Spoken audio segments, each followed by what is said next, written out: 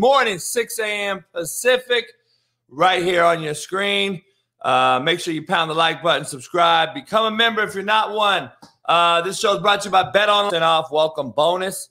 And we got NBA full go tonight. Playing 7 losers, they get to play again against the 8. And then the 8 losers, they'll play the 10. And then the 10 may lose. Fresh, 20% off plus free shipping. CanadipCBD.com. This is the new White Widow. He was a Buffalo, just like Matt McChesney. One of my best friends in the world. One of my best friends in the world recruited him from me, Darian Hagan, legendary Colorado Buff. He recruited him from me. And the story is unique because Will never played for me.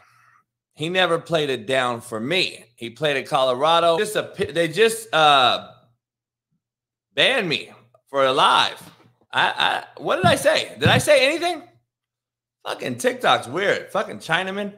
All right, so we got a lot to discuss today. But first of all, we got to get you started with the quote of the day, of course. Quote of the day. Maturity comes when you stop making excuses and start making changes. That is when maturity comes, contrary to belief, which will be the next segment, brought to you by CanadipsCBD.com. Head on over there, get you some Coach JB promo code, and get you some dip.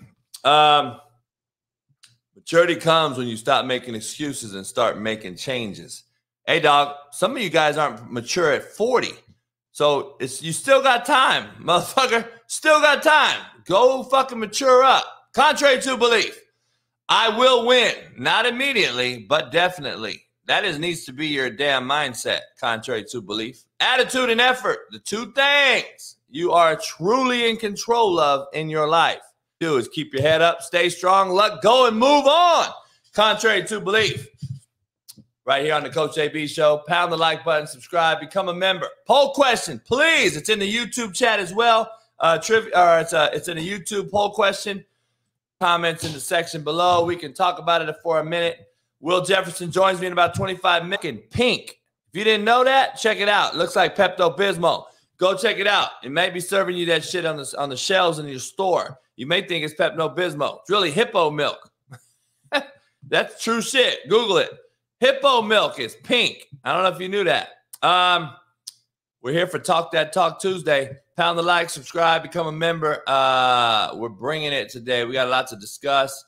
We're going to get a few things going. Yeah, we know the live ain't getting no love. It's all good. They make more money than everybody in the Masters, though. Hey, Bruce Koepka made more money last week than the winner of the Masters won. Justin, the female #1 WNBA pick, South Carolina, she's the girl who got torched by Milka Magnesia Clark for Iowa, who's not coming out, but this was the #1 pick in the WNBA.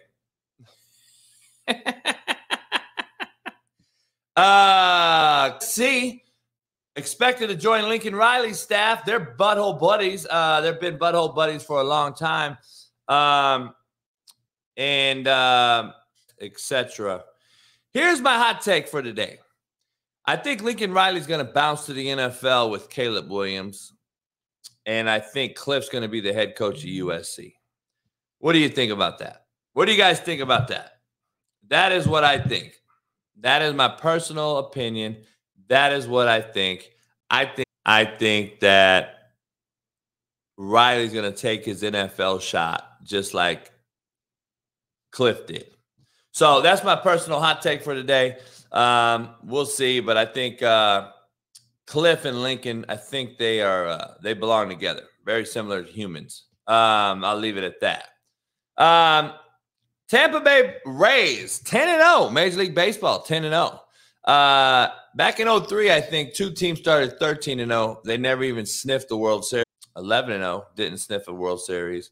So I don't really care about being 10-0 and beat anyone is my point. So I'm not really sold on them. We did pick them early in the season. The pitch clock.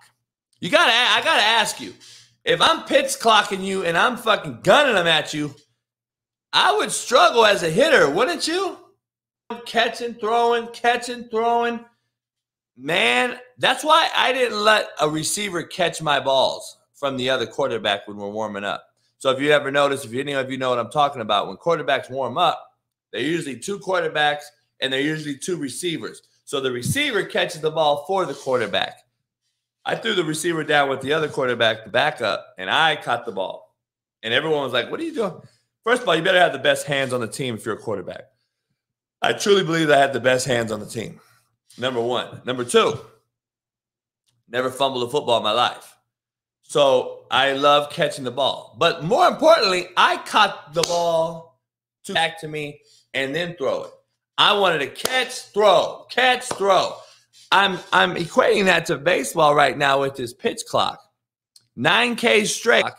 And I equate that to a rhythm. Pitchers have the advantage if they get into a rhythm.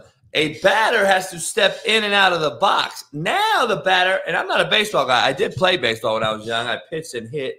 I played like right field. I pitched, and then I was just a home run hitter. I didn't do shit else. I couldn't hit for shit for the most part. But, dog, I think the pitchers have full advantage in this thing. That is just my personal opinion. That just is what it is. No, I don't believe so. What if Nick Saban leaves Alabama? Who replaces him? Lincoln Riley? No, he's not the guy that replaces him.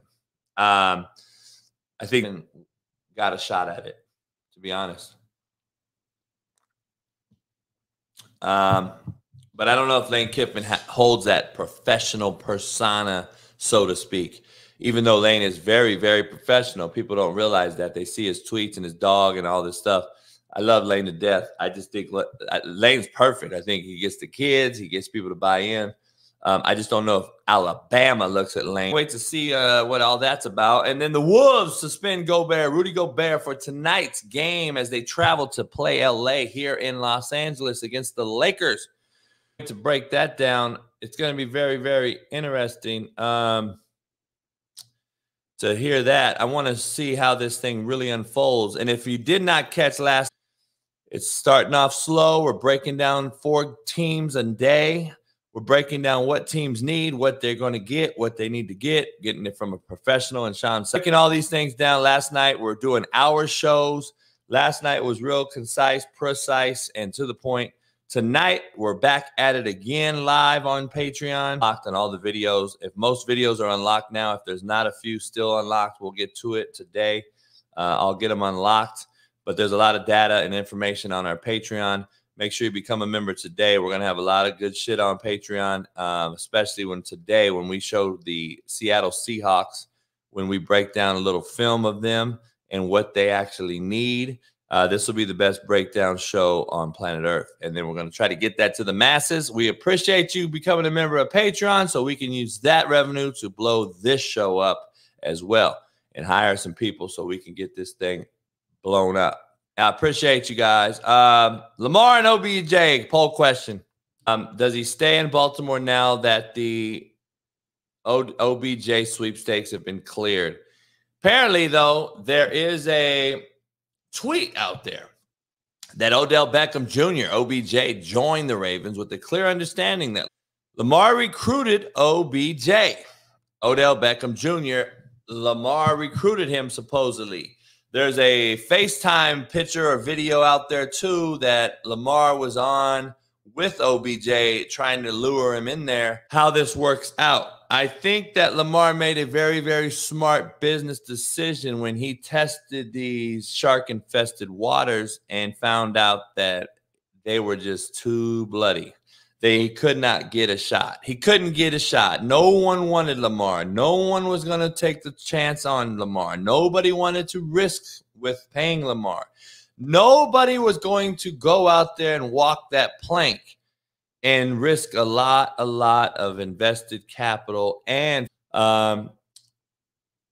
healthy. Doesn't play with the sustainability that you need from your NFL starting quarterback. That is what the NFL owners and GMs saw, and that's what coaches saw, And that is why Lamar Jackson looks like he's going to return to Baltimore. Unless somebody comes out the woodwork that we don't know about or expect. He is going to be a Baltimore Raven again, playing for whatever money that they give him. I just find it hard pressed to understand. So I want to understand this though. The Ravens pay a 30-year-old who's only been a Pro Bowler once, who really hasn't played in 2 years, who really hasn't done nothing. If you really want to break down OB, and I'm just confused as to why we think this guy is so great. OBJ really hasn't done much. One-time Pro Bowler.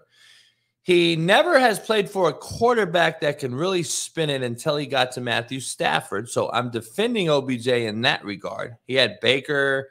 He the beginning of Daniel Jones. Stafford was the best ball spinner he had. I was looking forward to seeing what he would do in New York with the Jets and Aaron Rodgers, if that thing ever happens, because OBJ wouldn't have to be a primary focus. OBJ is going to be the primary focus of the Baltimore Ravens offense. He is going to be the #1 receiver.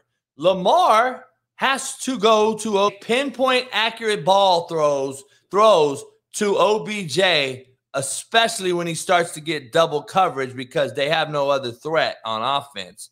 I'm not seeing it. I'm not seeing it. I understand Monken's been here before. I know he's had at least a little bit of success in the NFL prior to his arrival here, but he's never ran triple. Now, I'm not saying he doesn't understand it and he can't do it because he ain't getting the rock. He may get the ball early and often, and after that, they're going to be like, bracket, bloop. We're going to bracket his ass, and that is what's going to happen. He's 30 years old. He's got 2 major knee surgeries, and this is my point. The Ravens paid him $15 million guaranteed. When, if you ask me, you could have paid that money to Lamar on top of whatever else he wanted, add that money to Lamar's salary, and go in the decline. I would have gave the DeAndre Hopkins $15 million way before OBJ, but I wouldn't have gave Hopkins $15 million either. These guys needs to make somebody prove to someone that he's worth it, and OBJ has to show that he's not just a walking injury bucket waiting to happen. I'm just telling you, $15 million for a wideout when you basically have, to a lot of people's public opinion, slighted Lamar Jackson blows my mind. I don't believe he was slighted. I believe this was honest, real evaluation of Lamar Jackson. I think the Ravens understand that, but I believe this was a collaboration. I believe Lamar said, listen, if you want to make this thing work and I want to stay here with you, then you need to get me agent, and not understanding the whole full totality of how football works in the NFL. And the NFL team, the Ravens in this instance, bought into what Lamar wanted. Lamar just really wants a homie that he can say he's playing with that was really good. You need multiple good NFL players around you. OBJ is seeing his best behind him. He's hobbled, and I see bad written all over this. I see implosion waiting to happen. That's just where it is. That's what I think about this. Nobody knows what's going on there. The Jets say it's happening. It has to happen by April 27th, the Thursday of the draft. I believe that Aaron Rodgers, Lamar Jackson, and all these other guys have to fall into place before April 27th in Kansas City for the draft on that Thursday. When they drop the bell, that I believe those 2 major quarterback signings must occur. It just seems like it's going to be a real crapshoot for a lot of teams. Draft tonight again, 5:30 Pacific, 7:30 Central. We're live on Patreon, Sean Salisbury and I, as we break down all these draft teams and all these draft stocks, and we're doing it the real way, not Mel Kiper, not whatever the other fuck's name is. We don't even care because we're about to have the best fucking draft show there is. Joe Mixon, man, back at it. Joe Mixon has been recharged and with aggravated menacing by the city of Cincinnati. So a guy that took them to the Super Bowl with Joe Burrow and almost to another one has now been recharged. We all thought that would probably happen. We all figured it would probably happen. He has been recharged, and I believe he'll be cut any day now. I'm pretty positive he'll probably be cut, and it is what it is. Like, some of these cats just can't get out of their own. We'll see what happens. We'll see what happens with this situation. But we've already seen what he's done before on camera. We don't know what he's done off camera. And it's going to be very interesting, to say the least. Very interesting what happens with Joe Mixon. We don't know. We'll see. I mean, Kareem Hunt seems like he's getting cut loose by the Browns. They think that he's over the hill. I think they realize he's a shitbird, similar to what Mixon is right here. I believe there's a lot of shitbirds out there that get passed over to get able to play. That's why I'm curious to see how Jalen Carter and how this thing works out with Jalen Carter. Yeah, Alvin Kamara, he's out there still. He's got to go through this thing. I'm sure he'll get suspension, even though he got to play all last year. Free. I'm curious to see how the Kamara thing unfolds. It's going to be very interesting. It's going to be very interesting, to say the least, how this thing works. So I don't know. I don't know. The Bud Light saga continues, man. Somebody went out and bought like $10,000 worth of Bud Light to run over. Now, I don't know. I'm very curious. I'm very curious. Take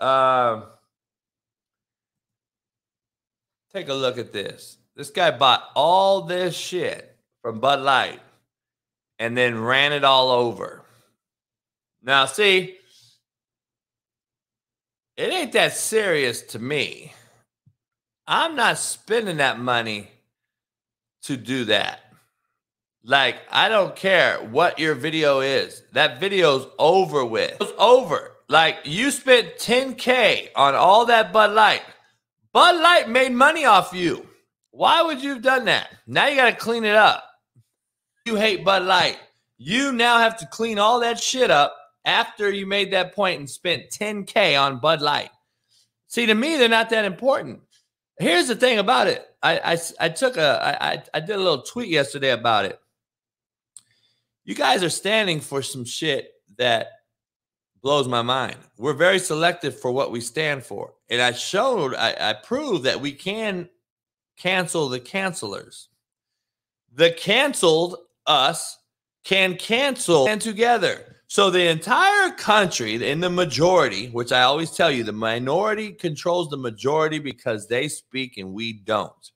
Well, the majority spoke, and they spoke loudly about Bud Light and how they're not comfortable representing Bud Light anymore in their hand and drinking it. So they said, we're going to cancel you. We're going to ban you. We're not buying you. Well, it's hit like wildfire. It's all over the place. Bud Light's being canceled everywhere. Don't know how long they can sustain. Anheuser-Busch, who's owned by another father company, if you don't know this, has been, you haven't even heard about this other company. Go look up who owns Anheuser-Busch. See, there's always someone else. No one's talking about this company. So go look who owns Anheuser-Busch and go see what they do and see why they're not being mentioned in this thing. And the little made-up human who's now on everything, oil of Olay. How is this guy so fucking famous and important all of a sudden? But listen, if you fucking cancel Nike or Bud Light, you better cancel Nike, and then you better cancel Oil of Olay, and you better cancel the tampon company, and you better cancel the babies who are going into the and all these weirdo fucks. Why aren't we fucking talking about child trafficking and shit? Why aren't we standing up for that shit? I mean, we really pick and choose what the fuck we're fucking have a strong conviction about. Bud fucking Light, the beer is shitty anyway. And you guys now are so gung-ho about standing up for Bud Light? Fuck, go stand up for the 8-year-old that's being fucking danced in front of by chicks with dicks. How about fucking that shit? How about we start there? We pick and choose, man. Pick and choose, man. It's fucking unbelievable. How about we all band together like we did versus Bud Light and start canceling the canceled? How about we say, you know what? I don't want every fucking commercial that I see having two dudes kissing each other. Can we cancel that? Majority? Can we cancel that? I don't want to see every fucking commercial about some type of made-up human and two dudes kissing. I'm tired of seeing it. You force it down my throat, but yet we can't do anything but take it? Fuck you. And now you stand together and try to cancel Bud Light? And it works. It affects other fucking folks. Fuck Bud Light. That shit is piss water. And some fucking redneck out here in Northern California out has an 11-year-old, supposedly was supposed to suck on it. Oh, man. It's crazy to me. Crazy. Crazy, crazy, crazy. I don't get it. Don't get it.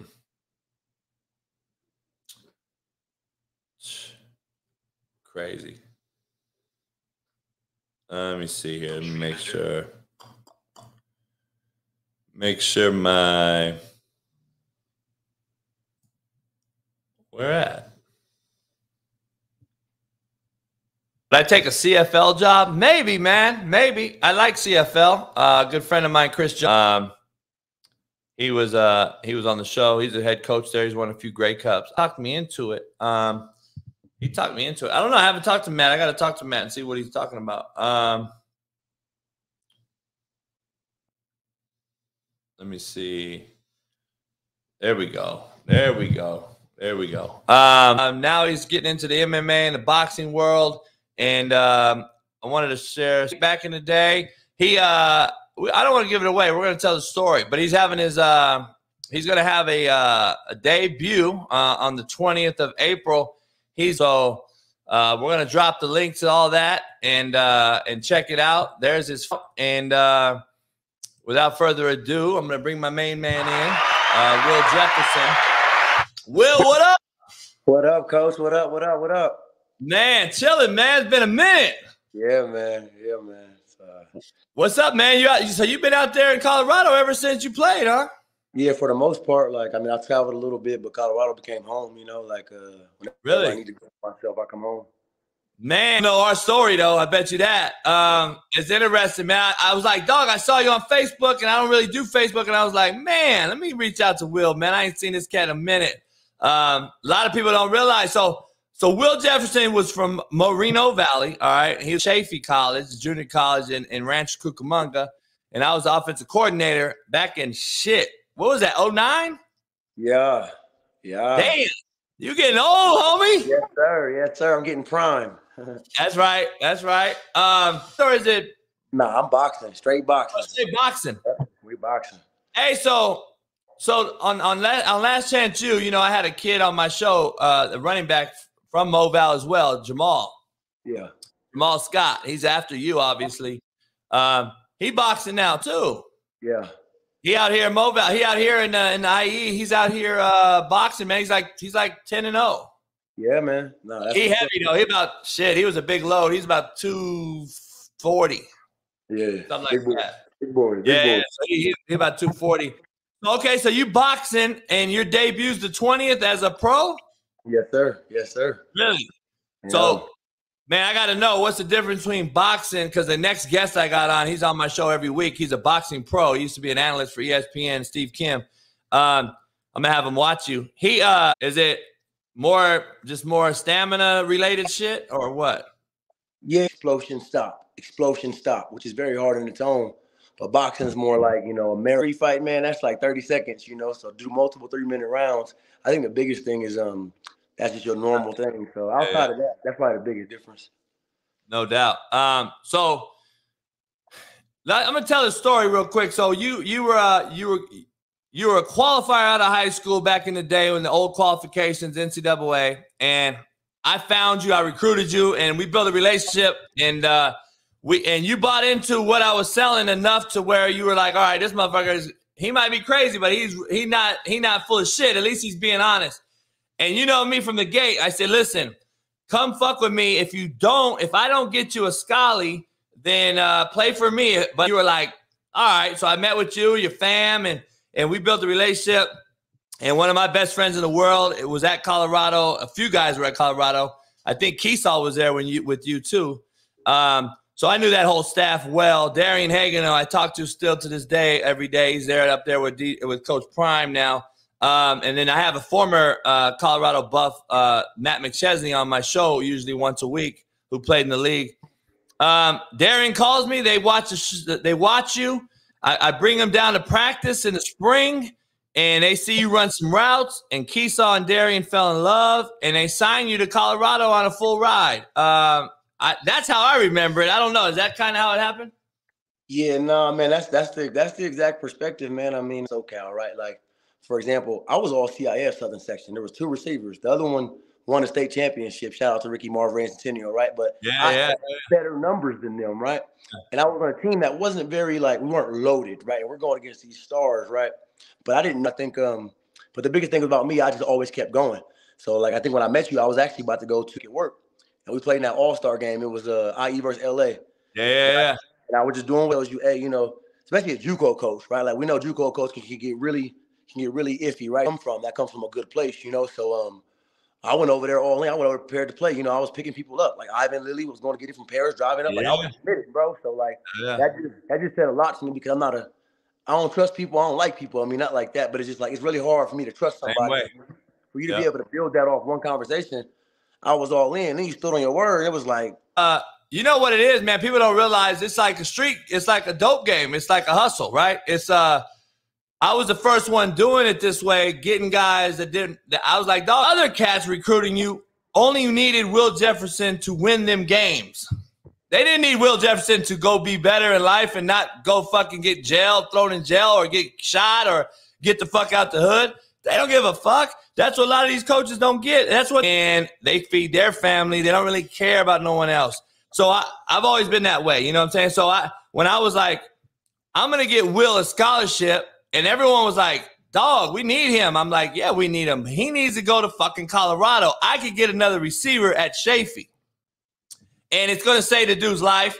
It's going to help him for his career. Motherfucker's like, huh? I'm like, I get Will Jefferson a scholarship without playing for me. What the fuck does that tell you? Now, that was in 2009. I was already coaching for 9 years, 8 years or so. So I already had relationships built to make those calls. But I was like, dog, this is what I've been doing my whole life. So let me get this cat a Scully, get him out of here, and we'll bring in another cat. And then Ivan Lilly ended up playing for us, and a couple other guys had good careers. And then you end up doing that thing. I brought Brandon Caldwell, who is in jail now, but a 6'5" kid. We had a lot of receivers. We were gonna be loaded anyway. We had a lot of D1 kids, and I was like, dog, get this cat a Scully. He's qualified. And a lot of guys would have tried to Colorado, and Darian's calling me like, dog, this motherfucker's lighting it up. We got to put him at back. And I'm all over the place early on in your career. So how was the Colorado experience? How did it end up? Man, it was great, man. Overall, it was a good life experience, a growing experience, right? You take somebody out of Mobile, you know what I'm saying, and you put them in Boulder, Colorado, and it's a different kind of challenge. It's really different. The first year, especially, I played my first year, right? I came into school, it was known one receiver had to play. They had 2 6'4" receivers from Texas, And here comes this guy who came in last minute, like literally the day. But like, that's just what we do, right? So we get active, and now I'm playing. And it's like, the perspective was, well, why would you want to not redshirt if you're not going to be getting a ball? But it's something about that experience. I've always seen the positive, right? So my freshman year was a lot of the dirty work, right? A lot of the blocking, a lot of the crackdown on this play, things like that. But it got me on the field. It got me exposure. It got me, time to grow to that speed. So I embraced it. I think that's what ultimately led to me being able to be so flexible at school, playing wildcat, quarterback, kickoff returns, receiver, like just my willingness to just get in there and go, man. So I think that maximized it more, right? Like I think that the one thing that I didn't do is I felt rushed my first year, like because like I was, trying to balance school. I was away by myself. Like I was trying to rush the process, right? So after that first semester, everything slowed down. That's when I started to see the uptick, and I had a pretty good sophomore year. And we're going into our junior year, and I'm one of the guys, right? Like I'm one of the guys, and hell yeah. Then they fire our coach, and things go from there. And put on medical. I did have some minor injuries, but I was able to get cleared and go put up at. And yeah, man. So like I say, like the biggest thing is when you first play football, you think like the success has to be the NFL, but like when I got on that plane and moved out here, I succeeded because I was around people with different perspective, different life goals. Like everybody, you know what I'm saying? Like everyone there, that's the biggest part of college. It ain't the class. Like the degree means nothing. It's meeting people who like want to run businesses and different. Something touched in me that I wasn't done. So in 2016, I quit my job, a very good paying job, and been boxing full time ever since. Hell yeah. Hey, do what you want to do, not what you have to do. That's what life is, man. So tell me about this guy. You got this guy, Irvin. You know this guy, or you've sparred against him, or you know who he is, or anything about him? I know a little bit about him. It's a good and he yeah, man, he's a hard fighter. He has a little bit more amateur background than me, I guess you could say. But at the end of the day, like I've been, even though I like from that way, and so I've been training out there with at Superbad with Tony Harris, and over 6 years just really preparing for this. And I think people are seeing it now, and it feels so like spur of the moment, but they don't realize, bro, like I quit a 6-figure job in 2016, like would end this at an evil like me upon you. So when it comes to April 20th, like he will go to bed, and we will gear up and fight again in 3 weeks, and we're gonna run it like that. And we fight in Cali in August, and that's when we're gonna go crazy. Oh, so you fighting him again? No, not him. No, just that's okay. Just like we're going through. Yeah, no, it won't be no. I got you.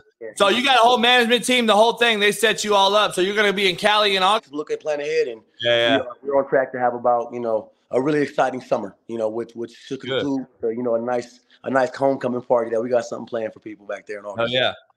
Shit, for a long time, this or still is. They call this the murder, right? A lot of cats when I was growing up in Compton, a lot of cats moved out this way because it was cheap in the 90s, early 2000s. And similar story, you remind me of when I had Richard Sherman, his brother, going to Compton Dominguez, growing up in a similar thing. But then he goes to Stanford. He's a 4.0. He's got a higher GPA than Chelsea Clinton, who is in his class. People don't realize, like, dog, just quit judging books by the cover. Motherfuckers don't realize, like, you went to Colorado. You was a qualifier out of high school. I knew that. A lot of cats were trying to get over on you, recruiting you. You go to Colorado, math major. Somebody in the chat knows who you are. They said you could do a Rubik's Cube in 60 seconds or less. You still do that shit? Yeah, that's funny because when we were in orientation, right? So I got into school late. So I went to the last orientation, right? And fortunately, my best friend to this day, shout out to Quick, he had missed the day, so we had to redo it. So mind you, like I love this place, right? But Boulder is not a very diverse place. So we're walking around first day orientation, and I got my backpack on, my Rubik's Cubes on the side of my backpack, because I'm a numbers nerd. Like I said, you can't judge me really. But as we were going around, man, they tell you to introduce yourselves to people, and the downside we realized was that people weren't asking us our name. It was just what sport we played, right? So it was, but that's when people were like, oh, like people see the cubes and like, oh, you can't do that, you can do that, or I'm like, yeah, man, like how long it take you? Like a minute max, and like you pass it around, they start throwing it. Everyone's trying to remix it up and mix it up, but it's math, so like when you give it back, it's the same. So yeah, no, that's funny you mentioned that because I used to really carry the Rubik's Cube, man, because it was it's like a little game, man. It's fun to me. I don't know. I don't mind being a nerd and a killer at the same time. It don't bother me. Hell yeah. Hey, shit. Hey, dog, chameleon. We got to be chameleons. People don't. I used to have my quarterbacks download the app called, I think it was at the time, it was called Blue Block. Hey, it makes QBs think fast. It makes you like think on the run and shit. I used to do checkers on the board in chess. I used to have chess and I'd have the receiver. You remember that? I had the chess, and that's how I taught formations. Like put your shit. Where who are you? The W, the Z, the X. Put your shit on the board. And I used to use that shit, and people don't realize that. But hey, shit. Some people are blessed with that shit, dog. I tell people all the time, like, Will Jefferson will come in and take a math test and pass it, and he'll never study the test. I will study the test for 6. It is what it is, dog. And people don't realize that, oh, motherfucker, no. He could he don't need to study if he got it like that. It ain't bragging if it's true. Right. So, I don't know. People don't realize that shit. What's your take on the transfer portal, man? I know it wasn't really a thing. It wasn't really big. Wilson was kind of the first guy. Huh? I love it, man. Like, I wish it was a thing. You know, I mean, shout out to the NIL deals and all the boys getting their just due, right? Like, I wrote a paper in college about how the NCAA was, you know, in this very instance, right? Let me not say as a totality because it does a lot of good things, but in the instance of college football and basketball, man, it was, you know, really like, you know, modern day slavery. I described it as gladiators because people don't realize most gladiators and the people that are putting their lives on the line get nothing out of it. Like, don't tell me about it. When I left my last senior management job, they didn't ask, like, what you study. They didn't ask about my classes, none of that, right? So, like, that one was, I seen one of my freshmen, I ain't gonna talk about no names, but I seen him literally steal a rotisserie chicken out of the store, bro. And, like, so we, you know, trying to do the mentor thing and talk to the little homie. And I'm like, bro, time the fuck out. Like, nah, bro, because before we don't have it, we gonna do what we gotta do. So, like, I can't really fault him for that. Like, I'm gonna try to take him a better perspective, but, like, you can't, that ain't this. So if we got to run for this, I don't want to hear shit about it, you know? So seeing the transfer portal, I don't see it as like people are like, people are not committed. Fuck that. Players were never committed. Coaches were never committed to these players. John Embry pulled a scholarship from me without medical evidence, right? And back then I didn't have the wherewithal to like challenge it. Like I had never even had an MRI before I had signed the paperwork to give them another scholarship to bring in recruits. I understood the business and it was what it was. And I was not bitter about it. What was for me is for me. You still gonna pay for my schooling? Okay, bet. I'm gonna go here and keep finishing my degrees and make it work for me because I don't want to be where I'm not wanted. But to say like the players are ruining the game with this shit, that shit's outlandish, bro. Like you want to talk about how many years that we've had to literally fuck we talking about. John Embry got a Benz, a Beamer, and a house to come to this fucking school and didn't win a fucking game. Fuck we talking about. So like the transfer portal, I love that shit. Like don't get me wrong, like anything can be abused, right? You want to have the grit, you want to have the wherewithal, you want to stick it out. But if you and your family find a good path for you, that's going to succeed for you, people trying to hold you back for that for their own personal reasons, that's bullshit. That's Stockholm syndrome. So fuck that. Transfer portal up. Keep doing y'all thing, man. Just make sure you got good people around you so you understand that like, hey, I'm not giving up. Like, you know what I'm saying? Like I'm working hard, you know, whatever it is. Okay, I love grad transfers, right? Because it says something about like, hey, I was really committed to this process. We wanted to be, but it didn't work out. So I love it. I hate the fucking portal, but this is why. I think you equate the portal and attach it kind of to the NIL. The NIL is fairly new. I grew up with the guy who started it, Ed O'Bannon, EA Sports, took advantage. He sued. See, I think the NIL is causing the portal to spiral out of control. Now, if the coach leaves, I've talked about this all the time. I bash coaches all the time. I'm like, dog, you don't give a fuck about these kids. I already know that. A lot of coaches don't, a lot of cats don't really know the ins and outs, Will, like we do. And it's like a lot of these motherfuckers. Manny Diaz took the job at Temple, and in signing day, he left and took the job at Miami.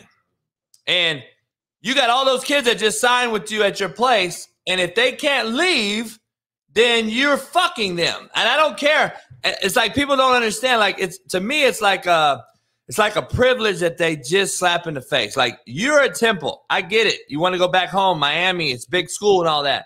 But dog, you fucking committed to something, and now we asking these kids to commit, and then they write out a decommit letter on Twitter that the word don't even exist in the dictionary. By the way, decommit there's no such thing. You either commit or you don't do it at all. And I think decommitting is a thing that is not only trickled from athletics, but into fucking society, and we're soft as runny baby shit. We don't have any like Will, just imagine if you went to Colorado and Embry tells you this, that, and the third, and you're like, man, fuck that. You weren't the cat to say, man, I'm going to fucking Colorado State tomorrow. You were gonna test the waters and figure out what this motherfucker's about. Is he really testing me? Is he really a bitch? Is he fucking me? You're gonna give it a little time. What the NIL has done is said, fuck that time. I don't have that time. I'm out now. I'm out tomorrow. When a guy like me could be testing Will like, motherfucker, I'm trying to build your ass into a man. Yeah. That is why I don't like the portal now, because it's too easy to leave.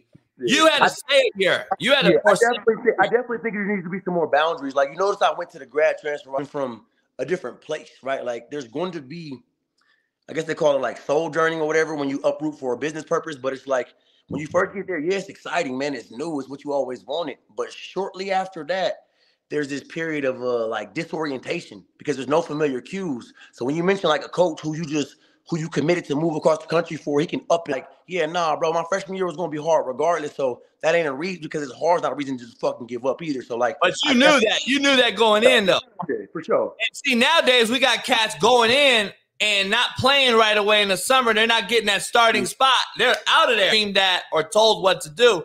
And now they go home and try to be YouTubers or Instagram models. Like, they don't understand that. That's why we got motherfuckers stealing Amazon packages at an all-time high, dog. Cats don't want to go get it no more. It's crazy. Like, we're so enabled now, dog, and it's like, and I get it though. You played, you want the best for the kids, because you see what they go through. You see how coaches are shady. And I say that shit all the time. There's coaches out here, and that just is what it is. So but I agree though. But for the record, I do agree it should not be. You shouldn't be able to do that after your first year, like, because you got to put, I mean, how would you know, man? You ain't putting at least 2 years and you don't know, bro. Like, so I definitely think, like, for the record, I like it, but we got to hone it in, because the freedom within it is what's allowing people to use it like AAU basketball now. You know what I mean? Yeah, no doubt. That's what it is. That's what it is, really. That's what it's turning into be. How you liking the XFL and all these other leagues, USFL, XFL? Did you wish that shit was around when you were playing? I mean, yeah. I mean, I was people. A lot of people don't know, man. I was booked to go to the league, and why I think it's the hardest sport to play, because it has the shortest lifespan, man. And like every athlete, you die twice, right? Like, you die when you die, and then when you can't play your sport, like, it is a death if you've ever played a sport. And football has the highest death rate in that that category, because you have one league and one like B league above you that's it, like, to do anything real, right? So I'm all for it. I'll say I'm surprised the NFL was, hasn't blocked it harder than they would, but we're at a day and age where it's really hard to kind of do that. They've had it for a long time, but I love seeing it grow. It gives people more opportunities, and like, that's what it's about, right? Like, we have this, like, to your point, we're making a softer society, right? Everybody gets a trophy. Like, look at, I'm not going to ever misspeak about the first lady, but how could you invite the losers to the White House? Like, when in the history of the world have we, like, we 2-0 in world wars? Like, come on, man. Like, what are we preaching? Like, come on, bro. Like, but no, I say, hey, right here, look, I say it every day. I put on T-shirts, Will, mediocrity is the new excellence, dog.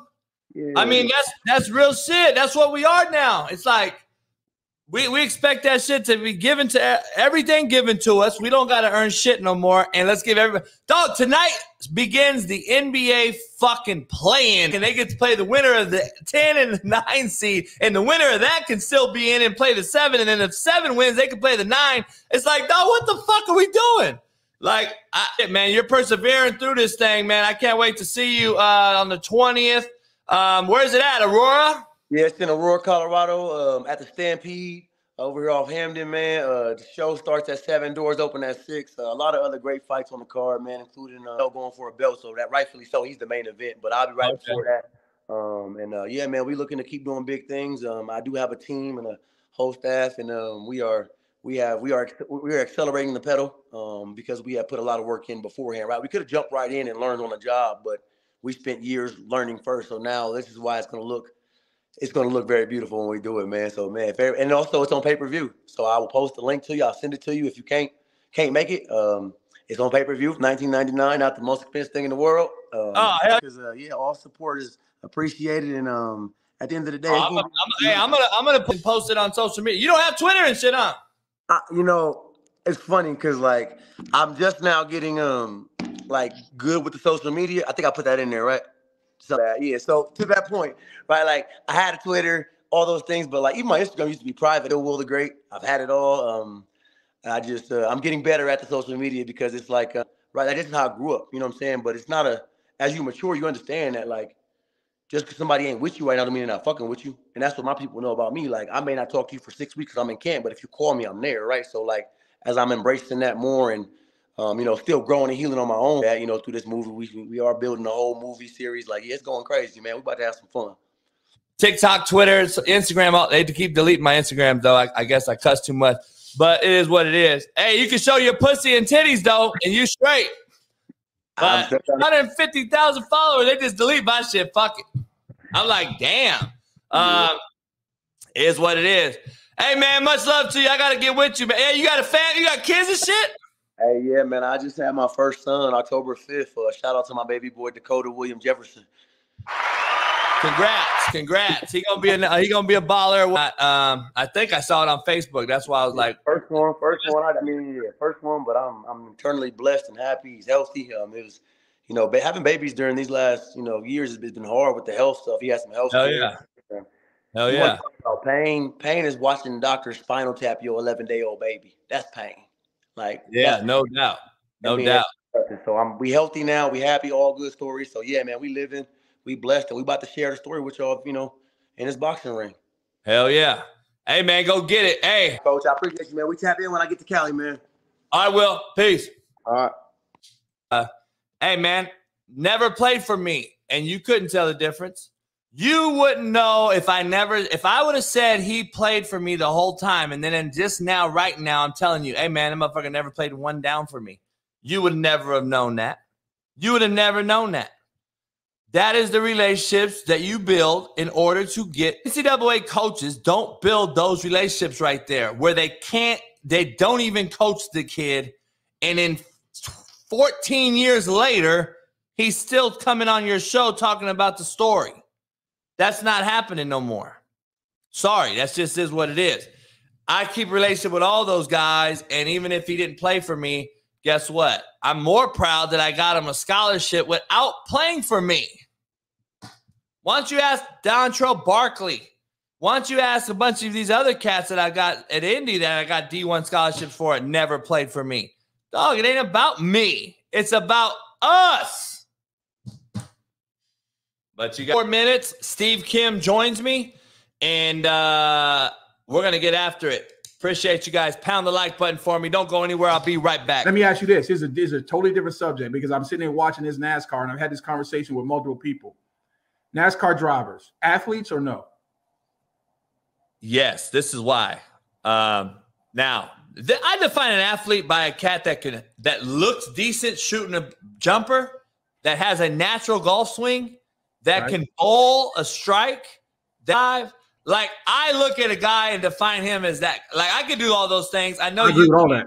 Pat McAfee, you could tell Pat McAfee when he was a kicker in the NFL, but you could tell he could do all those things I just mentioned. Agreed. And people don't know. Some guys get out and be a stiff, horrible looking golf club. Like these are they're good as an O-line athletes that way that can play anything, even like shoot some pool or anything, any sport they're good at. I think that's the great athlete. So this is why I say this. I've got to know some NASCAR drivers from recover in between races because of how bad their body gets beat up from race to race. They never recover fully. Kind of like football. We don't get the soreness out for 3-4 days. Right. They don't ever get it out between races. Right. Like they get banged up. It is a collision sport. So football and NASCAR were the only two, by definition, collision sports in the world. Call no longer is collision, in my opinion. What's your take on it? I'm with you on that. So my take is, if you're going to call race car drivers athletes, tell me the athletic movement they're performing while doing their sport.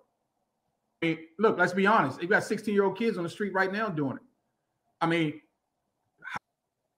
fearlessness, toughness, have to be in some sort of physical shape to go through the entire NASCAR season, right? And circuit, all of that.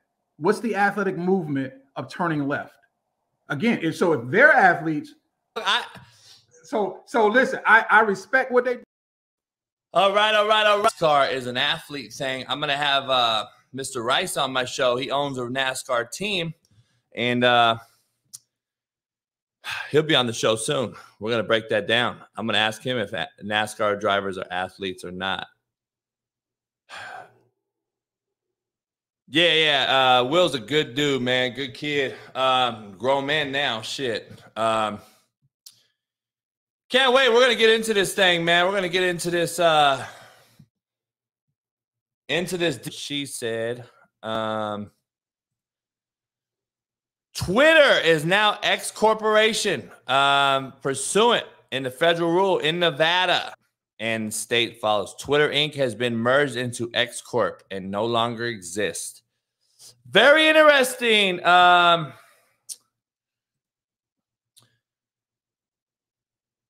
Let me see. Yeah, I'm gonna be honest.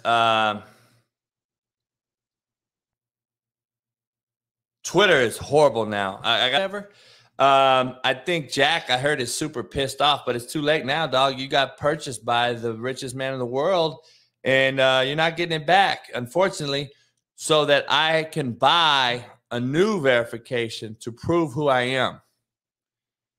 It ain't going to happen, homie. It ain't happening. I will be unchecked. It is what it is. I will be unchecked.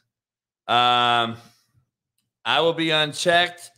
And, you know, I don't know why the real big guys, like the big people, why don't the big people in the world, like the guys that are really checked, like I got my verification, I think just taking a piss one day, I checked out my phone and there it is, checked. I'm just curious as to why, like, you see this motherfucker sending rockets into space. Well, there's your $8 or whatever it is. So the Coaches JB show, the show account on Twitter, I think it has like 8,000, 9,000 followers. I don't know what it has.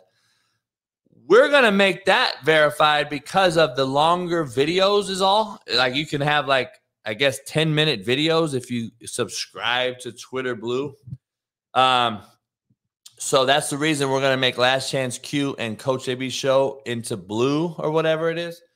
But millions of followers or subscribers Twitter has, paying $10, $8, $11.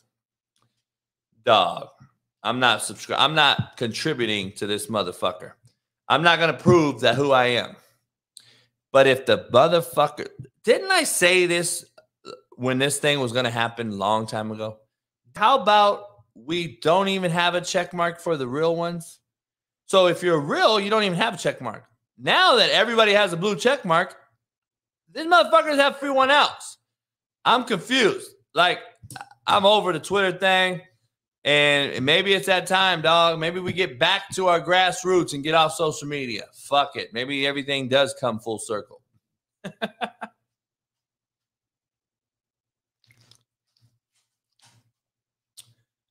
Maybe everything does come full circle. I don't know. We'll see. Blue the Boston Terrier. He said, why are grown men so concerned with social media? It's feminine and weak. Well, maybe you don't make money on social media. I do, bitch boy. Now, I can argue that you're a bitch, and you're going to ask Steve Kim some boxing questions here in a couple minutes. But first, I got to get you started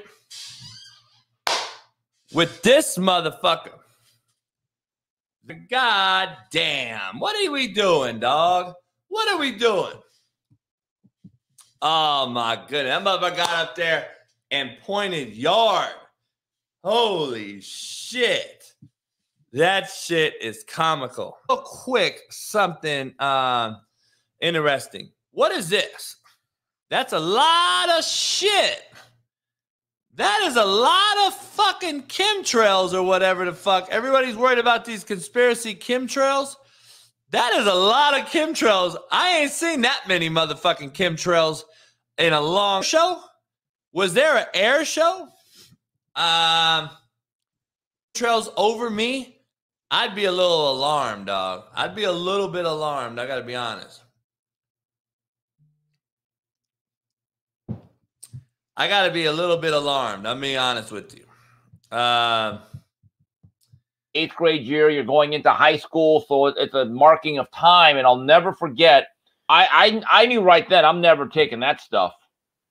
And I'm not a teetotaler. I do drink. American at UCLA began that great tradition. After Kenny Easley, then it was Don Rogers. Yep. And he was going to have a really nice career with the Cleveland Browns. He died about 2 weeks after that. So those two instances had an impact on my life, as if to say, you know what? Stay away from the hard stuff. Tragedy. I hate to call him a bust. I mean, he was so good. He literally would have been a 25 to 30 point a game scorer. He could jump out the gym, but coach, I've never seen a guy that could jump so high. Was absolutely perfect. And I don't even think he really lifted weights all that much, but he had damn shame what happened. Yeah. Reminded me of the legendary Watts Verbum Day. Unfortunate, similar situation. Got to play at Cal State LA, lit up Doug Collins for 63 before Doug was put into the Olympics. Marcus Johnson and Bill Walton talk about it to this day. Legendary Verbum Day player, passed away, I think, in 2003, had double amputee, came into Verbum Day gym, and in his wheelchair, never missed a shot from three-point line. Stories you hear about, I don't know. I'm torn. He was drafted, and I think once you're drafted and you're highly drafted, I think you have a kind of an obligation to live up to that draft pick. I think Zion Williamson right now, if it ended today and he doesn't play again, Steve, he is a bust. No, that's why they ask guys like you, what's this kid like? That's why they asked the janitor. That's why they asked the team manager. That's why they asked the student trainers, the interns, the staff harder. Oh, it's okay. He's only had 18 incidences since the end of the year. Don't worry about it. You're telling me that's no red flag? Really? I completely got blasted, but that's what they said, though. That's exactly what they said. And then he had to issue an apology, right? And then 2 weeks later, Jalen Carter arrested.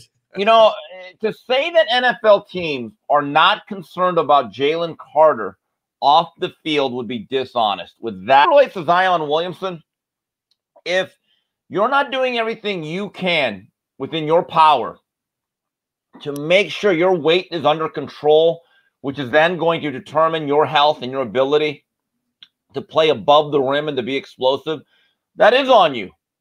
You're being lazy. I mean, look, at least Sean Kemp had about, 6 or 7 all-star games, about 8 or 9 kids before he gained all that weight in Cleveland. Zion simply cannot get on the court consistently enough. Okay, let me ask you this. If today Ja Morant got caught again in a titty bar with a gun and is banned from the NBA, in my definition, JB's bust definition, Ja Morant would be a bust. Yes. That's how I call it. I mean, there's different type of busts. There's busts like Ryan Leaf, just attitude, can't play. Jamarcus Russell, same kind of thing. Michael Olowokandi was kind of a bust. The guy Bennett that got drafted out of UNLV number. That's another bust because they can't live up to their potential because they cannot be good, solid citizens. So it's not just about ability. There's a lot of guys with ability, but if you cannot produce, and that's what your job is, I'm so sick of hearing saying, well, they're more than just athletes, right? But they get paid for their athletic ability. We have to be honest about it. They get paid for their ability to get yards, put the ball in the bucket, hit the baseball hard. And if you do anything that impedes that or retards the progress of your athletic ability, that's an issue. Really, it is. Nobody is paid solely for their citizenship or what they can do off the court. You are paid for your ability to produce on that field. Or the court. I agree. That's why I say, here's the thing, Steve. I came out on Twitter and Ryan Leaf got mad and Ryan Leaf tried to come at me and I go, listen, first of all, Twitter, if you don't use commas and shit, it comes out as a bad tweet when I should have had a good bust from performance. Or if Dwayne Haskins crossed the street and died. Well, bottom line is this. But are you going to say, Steve, in 10 years, oh, Zion's elaborate sentence, or are you going to say he was a bust? That's what I don't get. Like, we're going to say that Len Bias was a bust. You're not going to say, now, it makes sense what you just said, a tragedy. I guess that's a one-word answer. But it's not going to be a long, drawn-out explanation. In 10 years, we're going to say Zion's a bust. When you look back at a draft and you are a top 5 or the #1 pick, people look at production.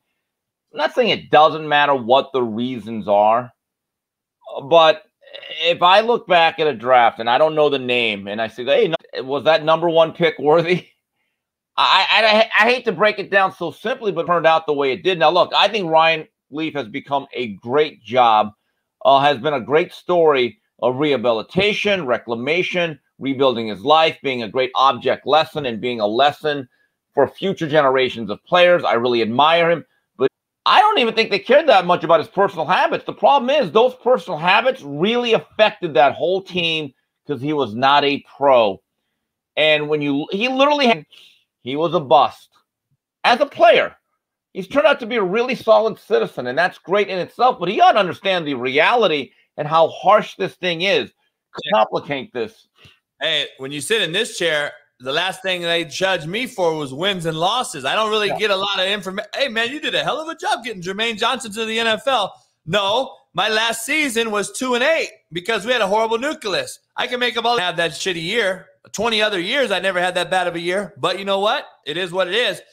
People judge you on your last performance. It's what have you done for me lately? Ryan Leaf's last hoorah was being a bust. Greg Oden, in my opinion, I know he's injured, Steve. He's a bust. I mean, there's so many guys. Darko, bust. I mean, they took him above Carmelo Anthony. Here's my rationale, Steve. Zion was the #1 overall pick coming from Duke, playing for possibly the greatest college basketball coach ever besides John Wooden. And then you sign a huge $100 million Nike or whatever he went with, Reebok or whoever. Guy's changing player.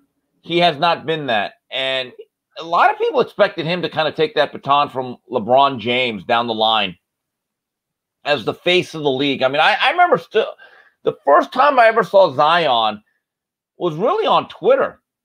Various accounts would put highlights of him as almost a sophomore doing these windmill dunks. And I'm like, geez, this guy's jumping out of the gym. And he's kind of built like a left-handed Charles Barkley or a Corliss Williamson. And he's got this, that he's a couple of biscuits away from being really thick to being heavy. And he's never managed his weight. Say what people forget about Charles Barkley.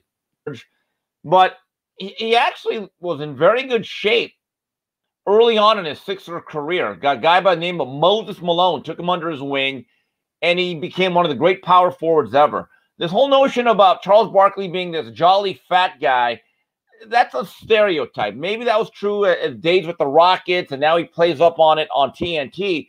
But throughout most of his career, he actually managed his weight very, very well.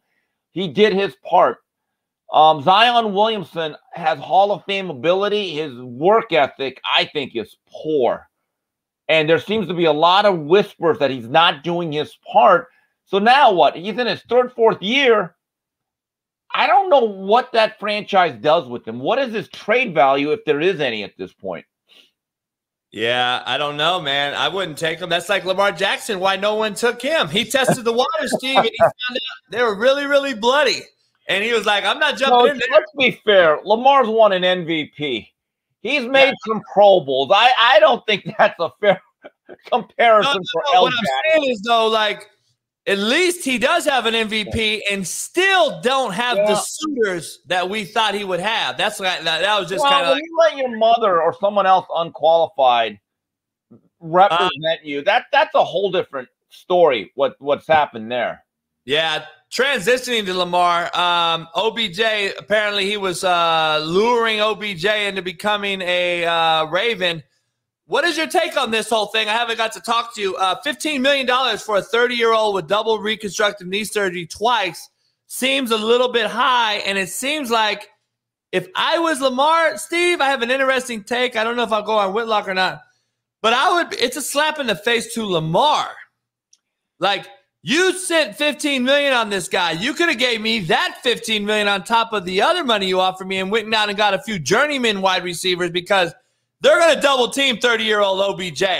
And you're not a completely great, pure passing quarterback to where I'm just going to be precision sitting balls in there on OBJ right when he turns around. This ain't happening, Steve. Like, OBJ is going to be like he's going to be upset very soon. Well, he's used to making acrobatic catches. Maybe it's perfect. But here's the reality. So it's going to be the tip of the ball. Yeah, well, the reality, though, on Whitlock yesterday, his contribution to the Rams was very solid that Super Bowl year as a complimentary part to Cooper Kupp. And that's what he should be. He's no longer a bona fide one. He isn't. I don't know if this signals the return of Lamar Jackson and Odell back there. But again, now you have to work at the chemistry thing of this whole thing. You got to throw together. You got to learn each other. They got a whole new system with Todd back end of his career. He's no longer in his physical prime. You got a quarterback that's not what you call the purest passer in the world into April. Then you got to learn a new system. Tell me any of that, which is really piecing together good. Here's my thing, though. Like, you signed this guy to a $15 million, what, 1-year deal? Or two? It's not like he's going to be there for 7 years. Like, he's not a guy that can play long term. Look, OBJ at this stage seems to be at the mercenary level where he's just a hired gun, and maybe this was just the best offer he had for this particular year. But this, I never would have imagined a year ago that this is where we're going to stand with Lamar Jackson and the Baltimore Ravens. I don't know who's at fault. I'm not an NFL insider. But generally, with a quarterback in their prime, all right, who's already won an MVP, so I don't know what's going to happen here. But again, kids, if you're listening out there. Yeah, I'm going to have it. What are you doing April 20th, man? You got to come out to the house. I just had my former player on that played at Colorado. He played receiver for me. He's making his boxing debut on the 20th, pro boxing debut. He's been training out in Detroit with some people I think you know, but he's fighting this kid right here on the right. The kid on the left, Will Jefferson's my kid, played at Colorado. He's fighting on the 20th in Aurora on pay-per-view, and I'm going to get it and watch it. And I was like, let me get Steve Kim to come watch it with me and show me. 20th, that's like a Thursday, isn't it? Is it? Yeah, because I think the 22nd is the Ryan Garcia Tank Davis fight. So that's a Saturday. So he's fighting on a Thursday.